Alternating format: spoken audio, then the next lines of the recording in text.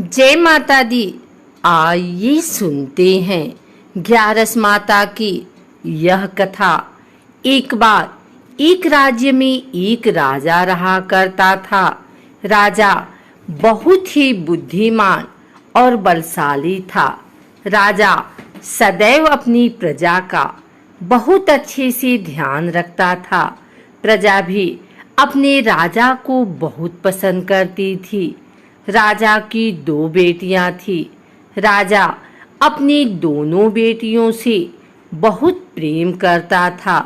राजा की छोटी बेटी देखने में बहुत सुंदर और आकर्षक थी और राजा की बड़ी बेटी छोटी बेटी के मुकाबले थोड़ा कम सुंदर थी। राजा की छोटी बेटी ग्यारस माता की पूजा किया करती थी और सभी लोग राजा की छोटी बेटी से बहुत प्रेम करते थे और बहुत प्रशंसा किया करते थे। राजा भी अपनी छोटी बेटी को बड़ी बेटी से अधिक प्रेम करता था, जिस कारण राजा की बड़ी बेटी को अपनी छोटी बहन से बहुत नफरत होने लगी। राजा की दोनों बेटियां जब बड़ी हो गई तब एक पड़ोस राज्य में रहने वाला राजकुमार राजा की बड़ी बेटी के लिए रिश्ता लेकर आया। लेकिन जैसे ही उस राजकुमार की नज़र राजा की छोटी बेटी पर पड़ी तो वह राजकुमार राजा की छोटी बेटी पर आकर्षण हो गया और उससे पहली नज़र में प्रेम कर बैठा। उस राजकुमार ने राजा की बड़ी बेटी के साथ विवाह करने से मना कर दिया और उसने राजा से कहा कि मैं आपकी छोटी बेटी से विवाह करना चाहता हूँ। जिसके बाद राजा की बड़ी बेटी यह देखकर अपनी छोटी बहन से बहुत क्रोधित हो गई और राजा की बड़ी बेटी ने अपनी छोटी बहन को अपना सबसे बड़ा दुश्मन मान लिया। राजा की बड़ी बेटी ने अपनी छोटी बहन से बदला लेने का निर्णय लिया, जिसके लिए उसने अपनी छोटी बहन को जान से मारने का प्लान बनाया। राजा की बड़ी बेटी ने अपनी छोटी बहन को मारने के लिए सबसे पहले एक लड्डू में जहर मिलाकर अपनी छोटी बहन को दे दिया और उसको लड्डू खाने के लिए कहा। लेकिन लड्डू खाने के बाद भी छोटी बहन को कुछ नहीं हुआ। बड़ी बहन यह देखकर बहुत आश्चर्यचकित हो गई, लेकिन बड़ी बहन ने हार नहीं मानी और उसने जब रात में छोटी बहन अपने कमरे में सो रही थी तब एक मटके में सांप रखकर उसे कमरे में छोड़ दिया। लेकिन सांप भी छोटी बहन का कुछ नहीं कर पाया। जिसके बाद बड़ी बहन ने अपनी छोटी बहन से कहा कि चलो हम लोग कुएं में से पानी भर कर लाते हैं। जिसके लिए वह अपनी छोटी बहन को पानी भरने के बहाने कुएं के पास ले गई और उसने अपनी छोटी बहन को कुएं में धक्का दे दिया। लेकिन छोटी बहन को तब भी कुछ नहीं हुआ, क्योंकि हर बार ग्यारस माता उसकी रक्षा कर रही थी और उधर बड़ी बहन अपने सारे प्रयासों के बाद असफल हो रही थी, जिससे वह बहुत क्रोधित होती जा रही थी। फिर उसने अपनी छोटी बहन के पास जाकर उससे खुद ही पूछा कि मेरी छोटी बहन, तुमको पता है भगवान ने सबकी मृत्यु एक निश्चित समय पर लिखी हुई है और कैसे तुम्हारी मृत्यु होगी, क्या यह तुम जानती हो? तब छोटी बहन ने अपनी बड़ी बहन को बताया कि हाँ, मैं तो जानती हूँ मेरी मृत्यु कैसे होगी। छोटी बहन से यह सुनकर बड़ी बहन मन ही मन बहुत प्रसन्न होने लगी और उसने अपनी छोटी बहन से कहा कि तो मुझे अपनी मृत्यु का राज बताओ। छोटी बहन ने अपनी बड़ी बहन से कहा कि मेरी मृत्यु तो एक तोते में है, जो तोते के गले में एक हार है, उससे मेरी मृत्यु होगी। जब तक कोई भी व्यक्ति तोते को मारकर वह हार अपने गले में पहनेगा तो मैं मूर्छित हो जाऊंगी, और जैसे ही उस हार को अपने गले से उतारेगा तो मैं वापस से जीवित हो जाऊंगी। अपनी छोटी बहन की मृत्यु का राज जानकर बड़ी बहन बहुत ही खुश हो गई और उसने अपनी छोटी बहन को मारने के लिए उसके पालतू तोते को ढूंढना शुरू कर दिया। और छोटी बहन को इस बात का आभास हो गया था कि कोई उसकी जान लेना चाहता है, जिसके लिए वह अपने पिताजी के पास गई और उसने अपने पिताजी से कहा कि पिताजी, मेरी मृत्यु के बाद आप मुझे जलाइएगा मत, बल्कि आप मुझे अपनी पुरानी वाली हवेली में एक पलंग में लिटाकर छोड़ दीजिएगा। अपनी छोटी लड़की की यह बात सुनकर राजा बहुत आश्चर्यचकित हुए। राजा ने अपनी छोटी बेटी से पूछा, बेटी तुम यह क्या कह रही हो? तब राजा की छोटी बेटी ने बताया, पिताजी समय किसी के लिए नहीं रुका है, कब क्या हो जाए किसी को कुछ पता नहीं है। और फिर राजा ने अपनी छोटी बेटी से कहा कि तुम ऐसी बातें क्यों कर रही हो? 2-3 दिन में तो तुम्हारा विवाह है। लेकिन छोटी बेटी ने अपने पिताजी को ऐसा करने पर मजबूर कर दिया और उनसे वचन ले लिया। राजा ने भी अपनी छोटी बेटी की बात स्वीकार कर ली और 2-3 दिनों के बाद जब शादी का समय आया तब राजकुमार बारात लेकर राजा के घर आया और राजकुमार और राजा की छोटी बेटी का विवाह शुरू हो गया। जैसे ही राजा की छोटी बेटी राजकुमार के साथ फेरे लेना शुरू करती है, उसकी बड़ी बहन अपनी छोटी बहन के कमरे में जाकर उसके तोते को पकड़ लेती है और उसको जान से मार देती है। तोते के गले में जो हार था उसको अपने गले में धारण कर लेती है। जैसे ही बड़ी बहन उस हार को अपने गले में धारण करती है, उधर छोटी बहन 3.5 ही फेरे ले पाती है और वहीं पर बेहोश होकर गिर जाती है। जिसके बाद राजा ने बड़े दर्द हकीमों को बुलाया और अपनी छोटी बेटी का इलाज करने के लिए कहा। राजा की बात सुनकर वैद्य ने छोटी बेटी को जब चेक किया तो राजा को बताया कि आपकी छोटी बेटी ना तो जीवित है और ना ही मरी हुई है। यह मैं ऐसा पहली बार देख रहा हूँ। राजा ने वैद्य और हकीम को यह बात बाहर बताने से मना कर दिया और उनको कहा कि अगर तुमने यह बात किसी को बाहर बताई तो हम तुम्हें फांसी दे देंगे।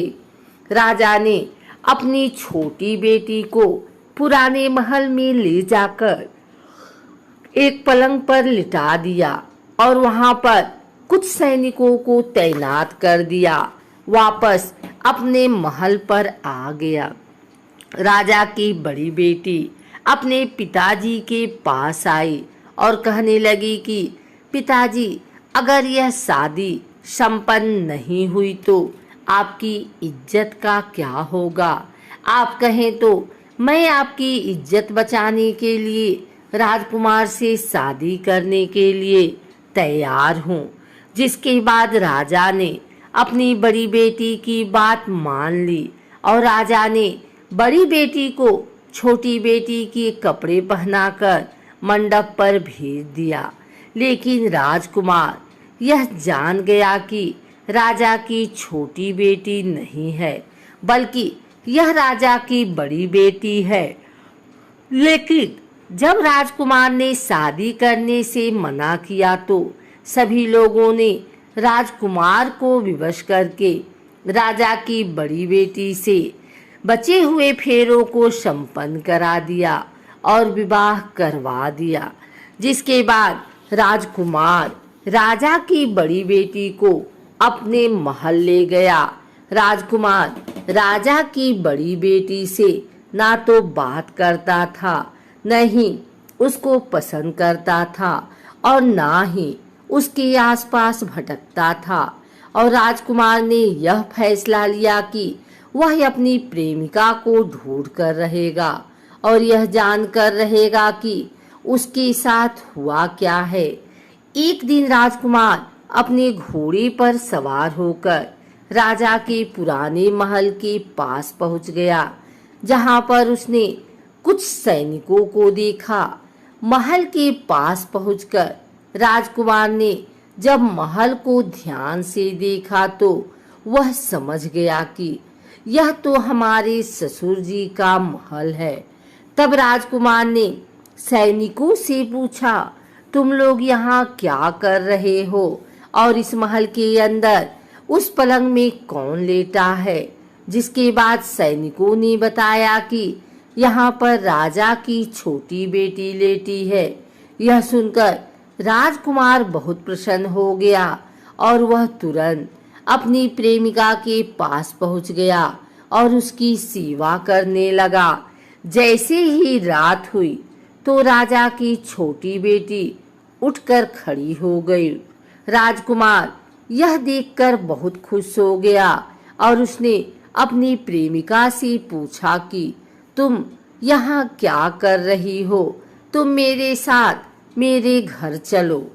राजा की छोटी बेटी ने राजकुमार को सारी बातें बता दी कि मेरी जान एक तोते में बसी थी और मैंने यह बात सिर्फ अपनी बड़ी बहन को बताया था और मुझे पता है कि उसने ही मुझे मारने का प्रयास किया है। उसके पास एक हार है जिसको वह सुबह पहन लेती है और रात को उतार देती है। जब तक वह हार को पहन ले रहती है तब तक मैं मूर्छित रहती हूँ और जैसे ही वह हार को उतार देती है तो मैं जीवित हो जाती हूँ। और जब तक मेरी बड़ी बहन के पास वह हार है तब तक मैं ऐसे ही जीवित और मूर्छित होती रहूंगी। अगर मेरी बड़ी बहन के पास जो हार वह मेरे हाथ लग जाए तो मैं हमेशा के लिए जीवित हो जाऊंगी।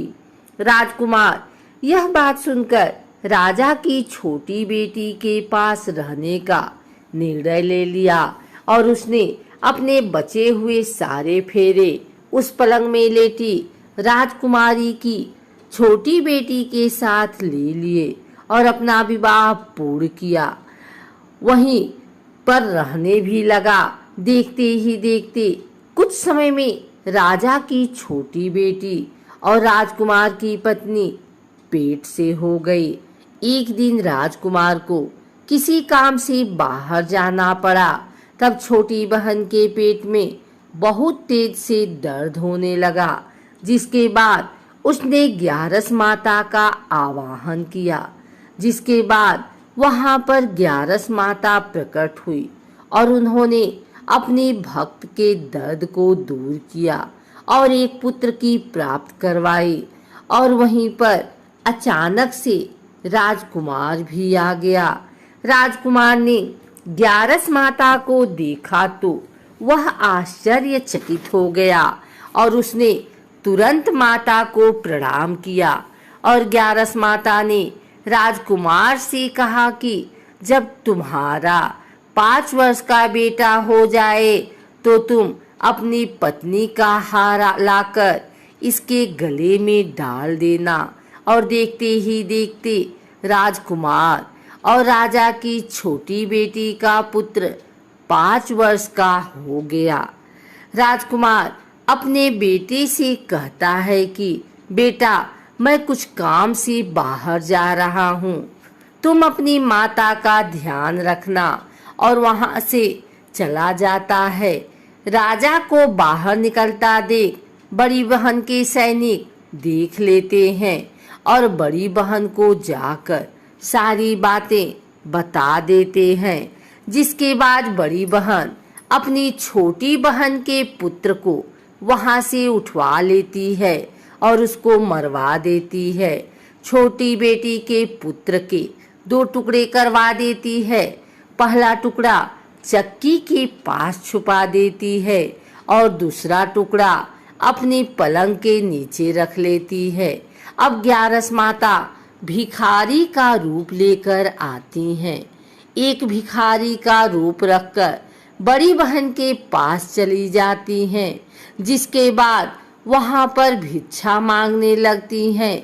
बड़ी बहन अपने नौकरों से कहती है कि जाकर भिक्षा दे दो, लेकिन जैसे ही नौकर 11 माता को भिक्षा देने के लिए आते हैं तो माता उन्हें मना कर देती हैं और कहती हैं कि मैं तुम्हारी महारानी से ही भिक्षा लूंगी। जिसके बाद बड़ी बहन स्वयं ही भिक्षा देने के लिए माता के पास आती है। तब माता एक बिल्ली का रूप लेकर उसके कमरे में चली जाती हैं और वहां पर छोटी बेटी के पुत्र को कोई 2 टुकड़े को आपस में जोड़ देती हैं और उसे जीवित कर देती हैं। उसे वहां से ले जाती हैं। राजकुमार अपने बेटे को लेकर अपनी पत्नी के पास जाता है और उसे कहता है कि तुम इसका ध्यान रखना। अगर तुम इस बच्चे का अच्छे से ध्यान रखोगी तो मैं तुमसे बात करूंगा। एक दिन राजकुमार अपने बच्चे से कहता है कि तुम मम्मी से उनके गले का हार मांग लो। जिसके बाद राजकुमार का लड़का अपनी माँ के पास जाता है और कहता है कि माँ, मुझे तुम्हारा हार चाहिए जो तुमने गले में पहन रखा है। यह सुनकर पहले तो बड़ी बहन बहुत क्रोधित होती है, पर उसको यह याद आता है कि राजकुमार ने कहा था कि अगर मैं इस बच्चे का ध्यान अच्छे से रखूंगी तो वह मुझसे बात करेंगे। जिसके कारण वह हर बच्चे को देखती है और उसे संभालती है। वह तुरंत हार को ले जाकर अपने पिताजी को दे देता है और तभी राजकुमार अपने बेटे को लेकर वहां से जाने लगता है और अपनी पत्नी से कहता है कि तुम हमारे लिए खाना बनाकर रखना, मैं शाम को आकर तुम्हारे साथ खाना खाऊंगा। और वह अपने बेटे को लेकर वहां से चला जाता है। जिसके बाद वह राजा के पास जाता है और उनको सारी बातें बता देता है। राजा अपनी बड़ी बेटी की यह करतूत सुनकर बहुत क्रोधित होते हैं और अपनी परवरिश पर ही दोष देने लगते हैं और राजकुमार को अपनी छोटी बेटी के साथ रहने के लिए आदेश देते हैं।